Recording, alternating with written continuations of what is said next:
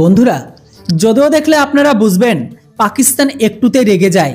কখনো পাকিস্তান ভারতের search operation পছন্দ হয় না, যেখানে তাদের ডজন খানেক পাকিস্তানিদের ভারতের সেনাবাহিনী মেরে দেয়।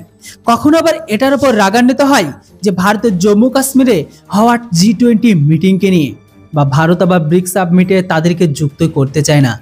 কখনো কখনো আবার ভারতের সুপ্রিম কোর্টের সিদ্ধান্তের উপর তারা রেগে যায়, যেটিতে এটাই বলা হয় যে 370 ধারা এখন আর কাশ্মীরে লাগু হবে না, তো হোক পাকিস্তানের মাঝে আমেরিকাকে নিয়ে আসুক না কেন।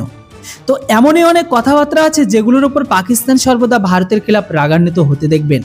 কিন্তু আজ পাকিস্তানের সেক্রেটারি এটার উপর রেগে গেছে। আজ আমাদের বিদেশমন্ত্রী এস জয়শঙ্কর স্যার পাকিস্তানের আতঙ্কবাদীদের সব থেকে পছন্দের দেশ বলে আখ্যা করেছেন। আর এটাকে নিয়ে পাকিস্তান ভারতের উপর প্রচণ্ড রেগে যায়, বরং পাকিস্তানের সেক্রেটারি ভারতকে HRCতে টেনে নিয়ে যাওয়ার ধমকি পর্যন্ত দিয়ে দেয়। আসলে বন্ধুরা, রিসেন্ট ভারতের বিদেশমন্ত্রী এস জয়শঙ্কর স্যার যে প্রেস কনফারেন্সে যুক্ত হয়ে সেখানে উনি পাকিস্তানের অকাতকে মেপে দিয়েছে। এখানে তো পাকিস্তানের বুকে গিয়ে সেখানেই ব্যথা লাগে, যে কারণে পাকিস্তানের সেক্রেটারি এখন এতটা লাফাচ্ছে। আসলে বন্ধুরা, ভারতের জয়শঙ্কর স্যার যে পাকিস্তানকে জিহাদিদের মেন ইন্ডাস্ট্রি বলে আখ্যা করেছে, উনি পাকিস্তানকে আতঙ্কবাদীদের প্রমোটার, প্রোটেক্টর আর উৎপাদনকারী বলে আখ্যা করেছে। স্যার শঙ্করজির কথা অনুসারে আরও বলেছে, যেখানে অন্যান্য দেশগুলো গাদ্দারদের দেশ থেকে বাইরে বের করে দেয়, তো সেখানে পাকিস্তান এখানে ওই সমস্ত গাদ্দার লোকগুলোকে তাদের দেশে পালন করে, আর তাদের সেই সমস্ত লোকগুলোকে তাদের ISI মডেলে যুক্ত করে গাদ্দার থেকে আতঙ্কবাদী তৈরি করে। বর্তমান সময়ে পাকিস্তান থেকে কোনো জিনিসপত্র নয়, বরং আতঙ্কবাদী এক্সপোর্ট হয়।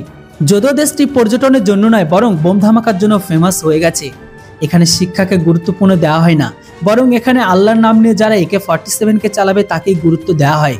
আর আপনারা বলছেন এমন ভয়ঙ্কর দেশের সাথে আমাদের হাত মেলাতে, যেটা তো কখনোই সম্ভব নয়।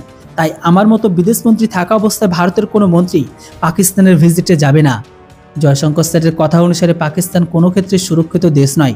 এই কথাটা যখন পাকিস্তানের সেক্রেটারি মানে রাজ্য বিদেশমন্ত্রী হিনা রাব্বানি এই স্টেটমেন্টটি যখন উনি শোনেন, তখন উনার বুকে প্রচণ্ড ব্যথা হয়। তো উনি তখন সোজা ভারতকে HRC মানে হিউম্যান রাইটস কাউন্সিলের কথা বলেন। বন্ধুরা, হিনা রাব্বানির কথা অনুসারে ভারতের কাছে কোনো প্রমাণ নেই যে পাকিস্তান আতঙ্কবাদীদের পোষে। ভারতের বিদেশমন্ত্রী এটা কিভাবে বলতে পারে যে আমরা টেররিস্টদের পালন করি, তাদেরকে আমরা এক্সপোর্ট করি, বরং আমরা তো একটি শান্তিপ্রিয় দেশ। তো এখানে আমাদের উপর এমন টাইপের গম্ভীর আরোপ লাগানো ভারতের উপর ভারী পড়তে পারে। ভারতের এমন স্টেটমেন্টের জন্য আমরা চাইলে ভারতকে HRCতে টেনে নিয়ে যেতে পারি। হিনাজির কথা অনুসারে পাকিস্তান স্বয়ং নিজের আতঙ্কবাদী বিরোধী অভিযান চালাচ্ছে।